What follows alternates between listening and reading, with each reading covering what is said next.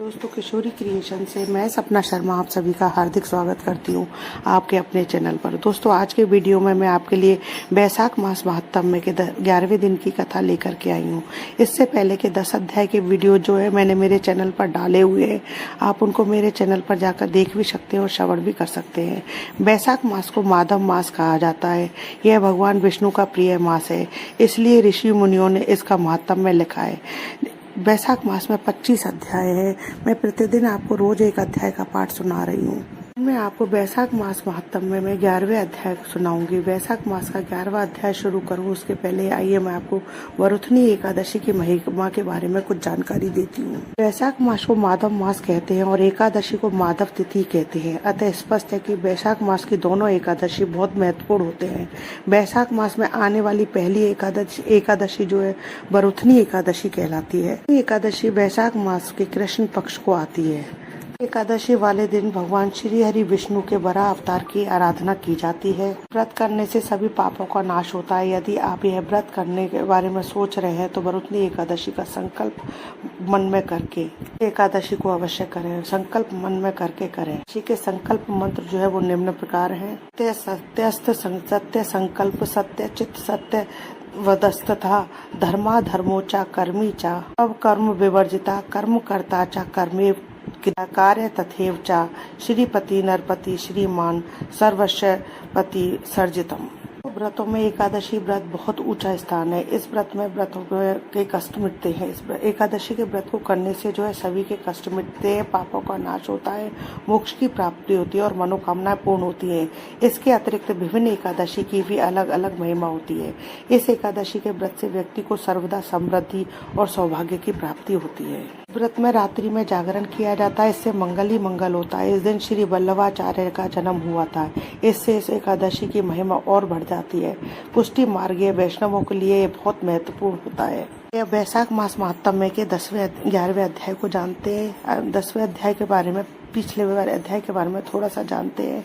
पिछले अध्याय में हमने जाना कि राजा मैथिल ने कहा देव जी से कहा कि असुर ने शयन व्रत की पारण की विधि बताइए। इस व्रत में क्या दान किया जाता है और उसका क्या फल होता है। देव ऋषि ने बताया कि भगवान पुरुषोत्तम की सोने या चांदी की मनोहर मूर्ति बनाकर को वनमाला पहनाकर सुगंधित पुष्पों और द्रव्यों से प्रतिदिन चौमासे में उसका पूजन किया जाता है। ब्राह्मण को सैया व वस्त्र दान करते हैं। मणि सहित इस व्रत में जो है भोजन कराते हैं। तरीके से श्रुतिदेव जी ने असुर शयन व्रत की संपूर्ण विधि बतलाकर बैसाख मास में छत्र दान यानी छाता दान की महिमा बताते हुए फल की कथा सुनाई और अंत में कहा कि बैसाख मास के धर्मों से कोई भी धर्म बड़ा नहीं है, पापों को नष्ट करने वाला नहीं है। अतः बैसाख मास में आप जो भी धर्म कर्म करते हैं वह आपके सभी पापों का नाश करता है, अंत करता है।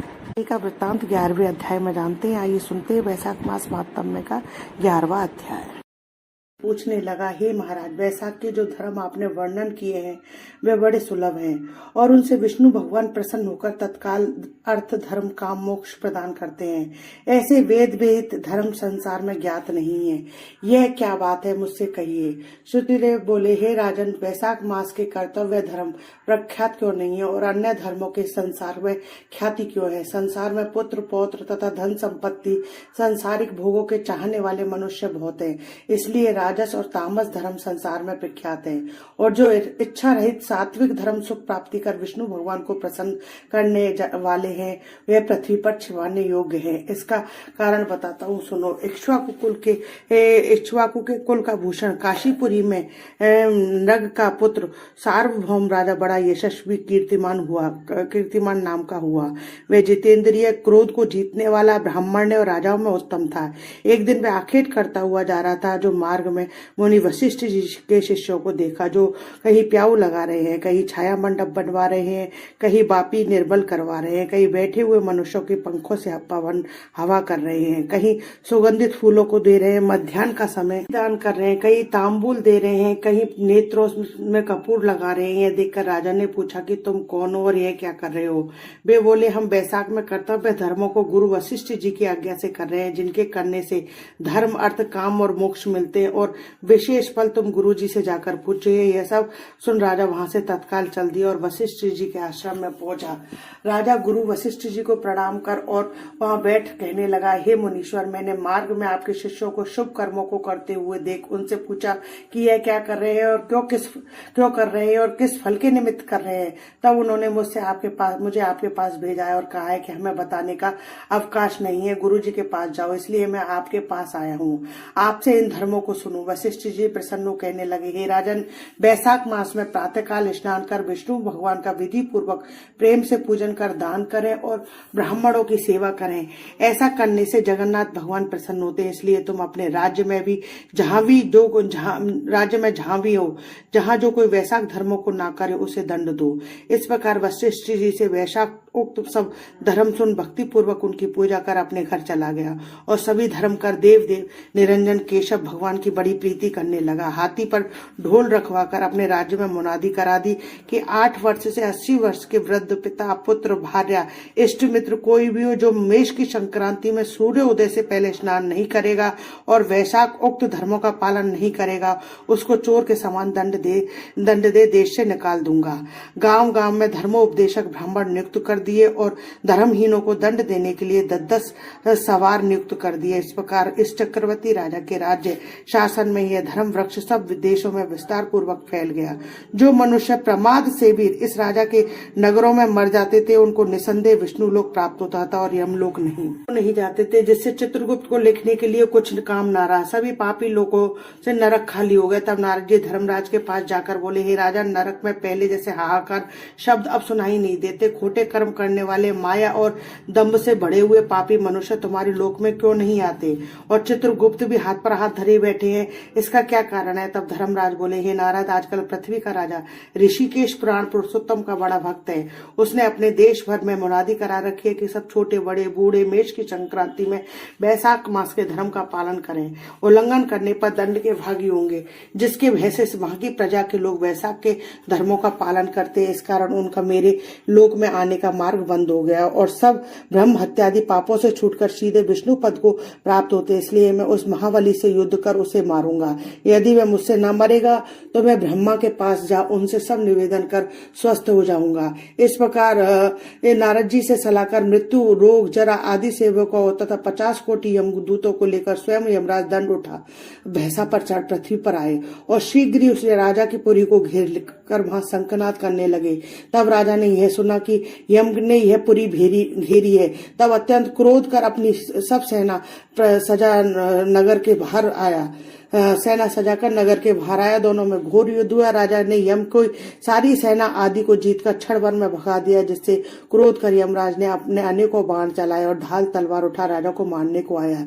जब राजा ने 3 बाणों से यमराज के धनुष, ढाल, तलवार आदि सब काट गिरा दिए और एक तीक्ष्ण बाण यमराज के मस्तक में मारा, तब यम ने क्रोध कर अपना दंड उठाया और उसको ब्रह्मास्त्र से अभिमंत्रित कर राजा के ऊपर छोड़ दिया। यह देख विष्णु भगवान ने अपने भक्त की रक्षा के लिए सुदर्शन चक्र छोड़ा, जो रण में ब्रह्मास्त्र का निवारण कर यम को मारने को उद्यत हुआ। राजा सुदर्शन चक्र को नमस्कार कर स्तुति करने लगा कि इससे यम की रक्षा कीजिए। तब सुदर्शन चक्र राजा की स्तुति करने पर वैकुंठ को चला गया और यम बहुत उदास हो ब्रह्मा जी के पास गया, जहाँ लोकपाल दिक्पाल बैठे उपासना कर रहे। उसने देखा चारों ओर इतिहास पुराण शरीर धारण कर खड़े हैं। नदी सरोवर मूर्तिमान विराजमान है। पीपल आदि सभी वृक्ष खड़े हैं। बाणी, बापी, कुआ, तालाब, पर्वत सब मूर्तिमान है। दिन रात, पक्ष, मास, कला, काष्ठा, निमेष, ऋतु, अयन, योग, संकल्प, विकल्प, निमेष, उन्मेष, रक्ष, योग, करण, पूर्णिमा, अमावस्या, सुख दुख, भय, लाभ, अलाभ, जय अजय, सतोगुण, रजोगुण, तमोगुण, शांत, मूढ़, अति पौर, प्राकृतिक विकार, कफ, बात, पित्त आदि सब चराचर मूर्तिवान सेना में खड़े हैं। उनके बीच में यमराज सेवकों सहित लज्जावान मुख मलिन कराटे वृक्ष की भांति जा गिरा और त्राही त्राही पुकारने लगा, जिसको देखकर सभी आपस में अचरज से कहने लगे कि यम के यहाँ आने का क्या कारण है। जिस यम को काम से क्षण भर भी अधिक अवकाश नहीं मिलता था, उसके वस्त्र फटे रहे हैं। चित्रगुप्त भी इसके पीछे पीछे आया। यमराज कहने लगा, हे कमलासन, मेरी प्रतिष्ठा भंग हो गई है, मुझे खूब पिटाए, मेरे वस्त्र आदि छीन लिए हैं, आपके होते हुए मेरी यह दुर्गति हुई है। यह सुन सभा में खड़ा बड़ा भारी कोलाहल हुआ। तब पवन ने ब्रह्मा जी की सलाह से सबकी वाणी रोक दी और यम को वहां से उठाया और आसन पर बैठा पूछने लगा कि तुम्हारी दुर्गति किसने की है? तू जो सबके पिता हैं, उनके सामने अपना सब वृत्तांत कहे, तुम्हारे हृदयस्थ दुख को दूर करेंगे। तब पवन के कहने पर यमराज कृष्केतु के पुत्र के मुख की ओर देख बड़े दीन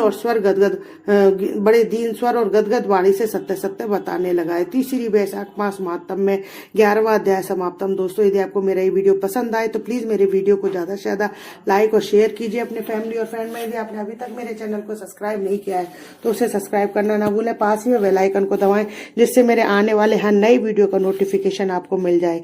हिंदू धर्म, रीति रिवाज, कथा कहानी जानने के लिए मेरे चैनल पर बने रहने के लिए बहुत बहुत धन्यवाद। जय श्री कृष्णा दोस्तों।